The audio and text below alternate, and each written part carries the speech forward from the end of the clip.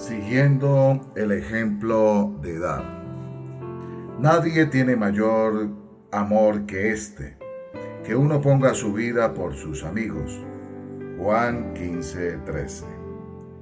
Y aquí una de las más hermosas e impactantes lecciones enseñadas por el Señor Jesús. Él no solo instruía a sus discípulos acerca de la importancia del dar, no solamente les predicó permanentemente sobre la riqueza que recibimos cuando damos. Él mismo fue el primer ejemplo. Jesús no solamente dio, Él se dio a sí mismo. No solo enseñó a dar, sino que estableció un parámetro muy alto para dar, la vida misma. En una época de tanta necesidad, Dios nos exhorta acerca de la necesidad de dar. Dios conoce nuestra situación y no es ajeno a la escasez que en el mundo se vive hoy. Pero también, como el autor de nuestra vida, como nuestro diseñador, como el creador del mundo y de todas las leyes espirituales que rigen la vida del hombre, Dios sabe que el dar es una semilla, que una vez germinada por la fe, se convierte en fruto de bendición para quien la sembró. Es el momento de creer a Dios, de tener fe en sus palabras, de creer que si Él ha establecido el dar como mecanismo para bendecirnos y prosperarnos, es verdad y Él lo hará. Recuerden que el que da recibe y el que siembra cosecha, y esto es una ley espiritual que indefectiblemente se cumple.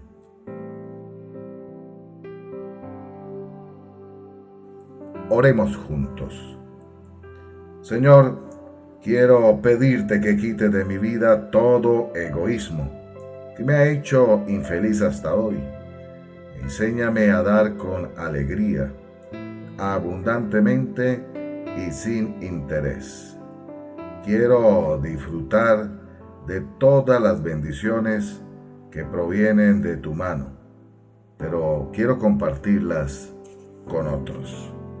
Vengo delante de ti, mi buen Padre, hermoso, maravilloso, especial y único, para pedirte perdón por mi egoísmo, por mi deseo de acumular, por mi deseo de satisfacerme, por mi deseo de llenarme y aún a cambio de despojar a otros. Te pido, Señor, que me pueda comprometer contigo en llenar mi corazón de tu presencia, de tu paz, para que también yo pueda darle a otros. Pero dar cosas buenas, dar amor, dar perdón, dar paz, dar bendición, dar ayuda. Guárdame, Señor, de la lujuria, guárdame de la laxivia, guárdame, Señor, del egoísmo, del orgullo, de la vanidad, de la vanagloria, del deseo de satisfacerme a mí mismo, quitándole a otros, dañando a otros, usurpando a otros. Pero al contrario te pido, Señor, que cuando piense en mi prójimo, piense en bendecirlo, piense en ayudarlo, piense en levantarlo, piense en acompañarlo, piense en bendecirlo. Padre, te pido en el nombre de nuestro Señor Jesucristo, que ministres mi corazón y me ayudes a seguir el ejemplo y las pisadas tuyas. Que aprenda, oh Dios, a vivir para ti. Que aprenda, oh Dios, a entregarme y a morir para que tú vivas en mí. Te lo pido en el nombre de nuestro Señor Jesucristo. Amén y amén. Continuamos con nuestro plan de lectura de la Biblia en un año y vamos a leer Hechos de los Apóstoles capítulo 19 del versículo 1 al 20. Y nos dice la palabra del Señor de la siguiente manera. NTV. Mientras Apolos estaba en Corinto, Pablo viajó por las regiones del interior hasta que llegó a Éfeso en la costa, donde encontró a varios creyentes. ¿Recibieron el Espíritu Santo cuando creyeron?, les preguntó. No, contestaron, ni siquiera hemos oído que hay un Espíritu Santo. Entonces, ¿qué bautismo recibieron?, preguntó. Y ellos contestaron, el bautismo de Juan. Pablo dijo, el bautismo de Juan exigía arrepentirse del pecado, pero Juan mismo le dijo a la gente que creyera en el que vendría después, es decir, en Jesús. En cuanto oyeron esto, fueron bautizados en el nombre del Señor Jesús. Después, cuando Pablo les impuso las manos, el Espíritu Santo descendió sobre ellos y hablaron en otras lenguas y profetizaron. Había unos 12 hombres en total. Luego Pablo fue a la sinagoga y predicó con valentía durante los siguientes 3 meses, discutiendo persuasivamente sobre el reino de Dios.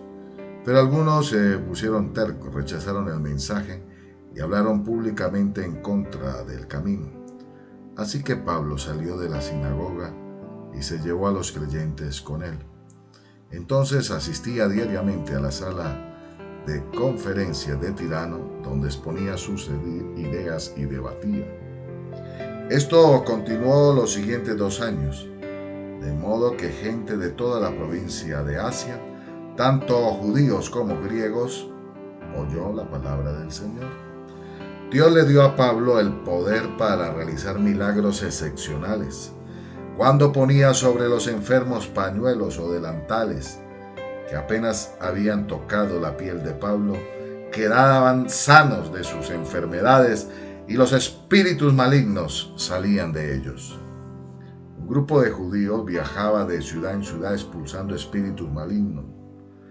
Trataban de usar el nombre del Señor Jesús en sus conjuros y decían, te ordeno en el nombre de Jesús, de quien Pablo predica, que salgas. 7 de los hijos de Exeba, un sacerdote principal, hacían esto. En una ocasión que lo intentaron, el espíritu maligno respondió, conozco a Jesús y conozco a Pablo, pero ¿quiénes son ustedes? Entonces el hombre con el espíritu maligno se lanzó sobre ellos, logró dominarlos y los atacó con tal violencia que ellos huyeron de la casa, desnudos y golpeados. Esta historia corrió velozmente por toda Éfeso, entre judíos y griegos por igual.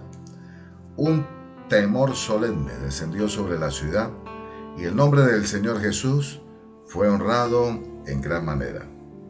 Muchos de los que llegaron a ser creyentes confesaron sus prácticas pecaminosas. Varios de ellos que practicaban la hechicería trajeron sus libros de conjuros y los quemaron en una hoguera pública. El valor total de los libros fue de 50,000 monedas de plata, y el mensaje acerca del Señor se extendió por muchas partes y tuvo un poderoso efecto.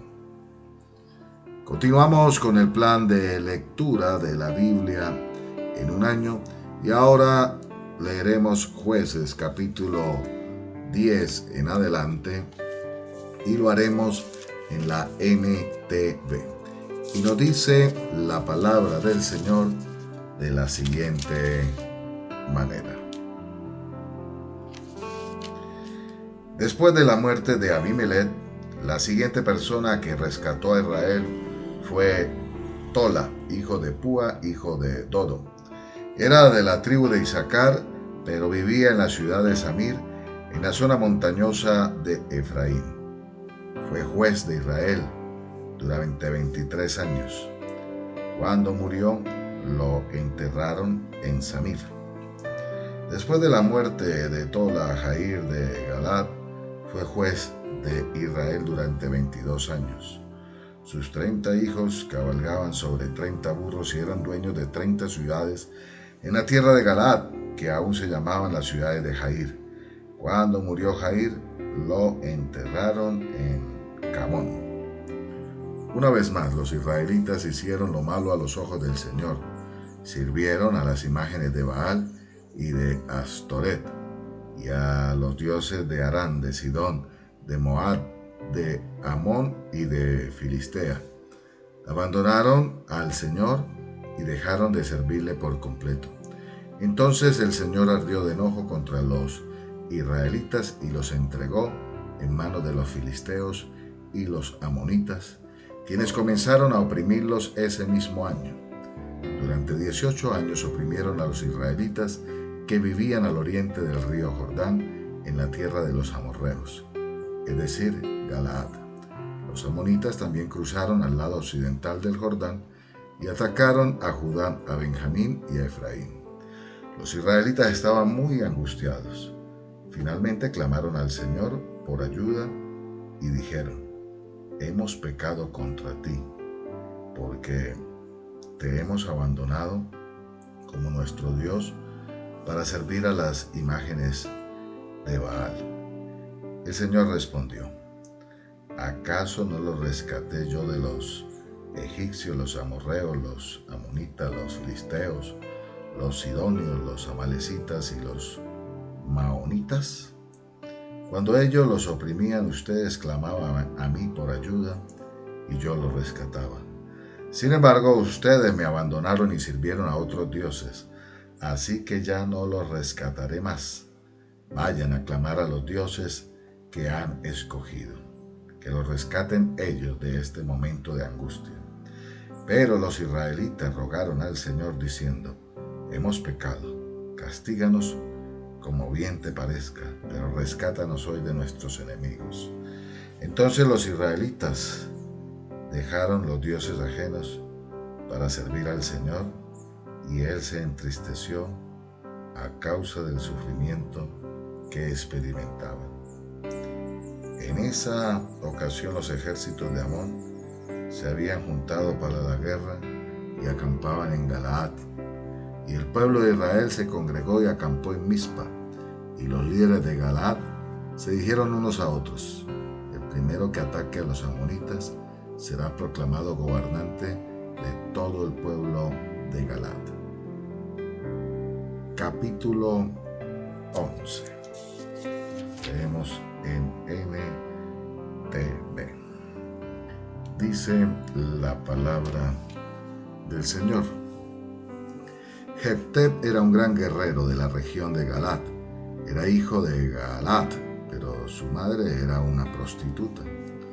La esposa de Galaad tuvo varios hijos, y cuando esos medios hermanos de Jefté crecieron, lo echaron del territorio. Tú no recibirás ninguna parte de la herencia de nuestro padre, le dijeron, porque eres hijo de una prostituta. Así que Jefté huyó de sus hermanos y vivió en la tierra de Tob. En poco tiempo tuvo una banda de rebeldes despreciables que lo seguían. Por ese entonces los amonitas comenzaron a hacer guerra contra Israel. Así que cuando los amonitas atacaron, los ancianos de Galaad mandaron a buscar a Jefté a la tierra de Tob y le dijeron: ven y sé nuestro comandante, ayúdanos a pelear contra los amonitas. Pero Jefté les respondió: ¿acaso no son ustedes los mismos que me odiaban y me echaron de la casa de mi padre? ¿Por qué vienen a buscarme ahora que están en apuros? Porque te necesitamos, contestaron los ancianos. Si marchas al frente de nosotros a la batalla contra los amonitas, te proclamaremos gobernante de todo el pueblo de Galaad.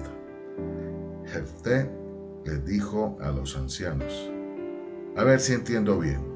Si voy con ustedes y el Señor me da la victoria sobre los amonitas, ¿de veras me harán gobernador de todo el pueblo? El Señor es nuestro testigo, contestaron los ancianos.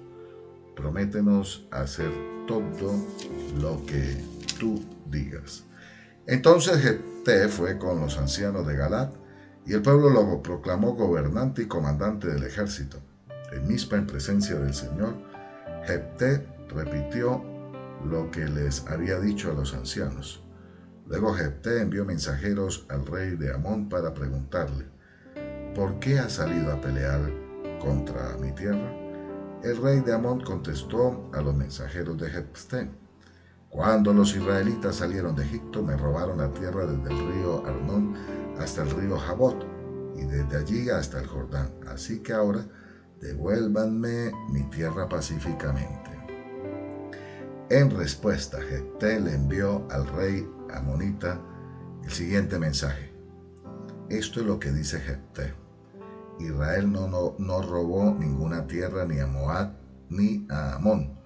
Cuando los israelitas llegaron a Cades en su viaje desde Egipto, después de cruzar el Mar Rojo, enviaron mensajeros al rey de Edom para pedirle que les permitiera pasar por su tierra, pero su petición fue denegada. Entonces le pidieron lo mismo al rey de Moab, pero él tampoco los dejó pasar por su tierra. Por eso el pueblo de Israel se quedó en Cades. Finalmente se fueron rodeando por el desierto los territorios de Edom y Moab. Viajaron a lo largo de la frontera oriental de Moab y acamparon al otro lado del río de Arnón. Pero ni una sola vez cruzaron el río Arnón para entrar en Moab, porque el Arnón era la frontera de Moab. Después Israel envió mensajeros al rey Sehón de los amorreos, quien reinaba desde Hesbón, a fin de pedirle permiso para atravesar su territorio y llegar a su destino. Pero el rey Sehón no confiaba lo suficiente en Israel para dejarlo pasar por su tierra. En cambio, movilizó a su ejército en Jahaza y atacó a los israelitas. Pero el Señor Dios de Israel le dio a su pueblo la victoria sobre el rey Sehón. Entonces Israel se apoderó de la tierra de los amorreos, quienes vivían en aquella región, desde el río Arnón hasta el río Jabok y del desierto oriental hasta el Jordán. Así que, como ves, fue el Señor, Dios de Israel, quien les quitó la tierra a los amorreos y se la dio a Israel. Entonces, ¿por qué tendríamos que devolvértela a ti? Tú quedaste con todo lo que se te dé tu Dios Quemos, y nosotros nos quedaremos con todo lo que nos dé el Señor nuestro Dios. ¿Acaso eres tú mejor que Balac, hijo de Zippor, rey de Moab? Intentó él presentar argumentos contra Israel por territorios en conflicto. Entró en guerra con los israelitas. Hace 300 años que Israel vive aquí, tanto en Hesbón como en los asentamientos de alrededor, hasta Aroer y sus asentamientos, y en todas las ciudades a lo largo del río Arnón.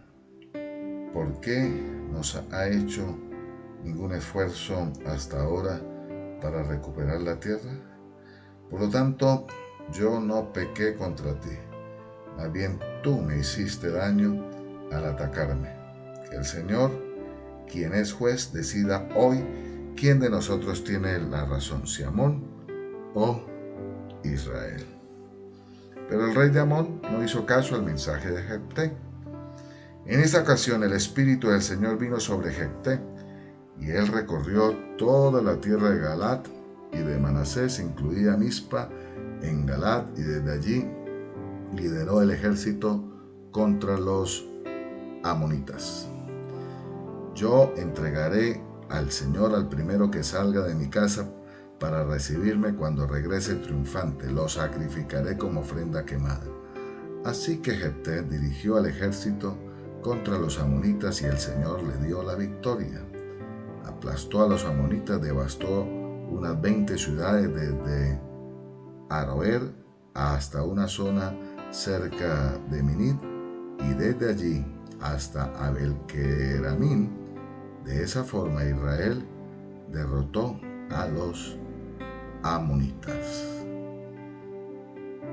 Continuamos con el plan de lectura de la Biblia en un año, y ahora leeremos Jod, el capítulo 39, y leeremos en NTV. Y nos dice la palabra del Señor de la siguiente manera: ¿Sabes cuándo dan a luz las cabras salvajes? ¿Has visto nacer a los ciervos en su ambiente natural? ¿Sabes cuántos meses llevan a las crías en su vientre? ¿Eres consciente del momento de parto? Se agachan para dar a luz y tener sus crías. Estas crecen en campo abierto y luego se van del hogar para no regresar. ¿Quién le da libertad al burro salvaje? ¿Quién desató sus cuerdas? Yo lo puse en el desierto. Su hogar es la tierra baldía. Detesta el ruido de la ciudad y no tiene arriero que le grite. Las montañas son su pastizal, donde busca cada brizna de hierba. ¿Acaso aceptará el buey salvaje ser domado? ¿Pasará la noche en tu establo? ¿Puedes enganchar un buey salvaje a un arado? ¿Acaso arará un campo para ti? Teniendo en cuenta su fuerza, ¿podrás confiar en él? ¿Puedes irte y confiar en que el buey haga tu trabajo? ¿Podrás contar con él para que traiga el grano a tu casa y lo ponga en tu campo de trillar? El avestruz agita sus alas con ostentación, pero éstas no pueden competir con el plumaje de la cigüeña. El avestruz pone sus huevos en la tierra y deja que se calienten en el polvo. No le preocupa que alguien los aplaste o que un animal salvaje los destruya. Trata con dureza sus polluelos, como si no fueran suyos. No le importa si mueren. ¿Por qué Dios no le dio sabiduría ni le dio entendimiento? Pero siempre que se levanta para correr, le gana al jinete con el caballo más veloz. ¿Diste la fuerza al caballo o adornaste su cuello con largas crines? ¿Le diste la capacidad de saltar como una langosta? Su majestuoso resoplido es aterrador. Patea la tierra y se alegra de su fuerza cuando se lanza a la batalla. Se ríe del medio y no tiene temor. No huye de la espada. Se oye el sonido de las flechas golpeándolo y brilla las lanzas y las jabalinas. Patea el suelo con furia y se lanza a la batalla cuando suena el cuerno de carnero. Resopla el sonido del cuerno, percibe la batalla a lo lejos, se estremece bajo las órdenes del capitán y el ruido de la batalla. ¿Es tu sabiduría la que hace que el halcón alce vuelo y extienda sus alas hacia el sur? ¿Es por tu mandato que el águila se eleva y hace su nido en las cumbres? Vive en los acantilados y tiene su hogar en las rocas lejanas y escarpadas. Desde allí acecha a su presa, vigilándola con ojos penetrantes. Sus crías engullen sangre. Donde hay un cadáver, allí los encontrarás. Hasta aquí el plan de lectura de la Biblia en un año. Recuerde, lo mejor del cielo aún está por venir. Esto lo desea y lo declara Omar Borges, capellán de la distribuidora bíblica. Bendiciones en Cristo Jesús.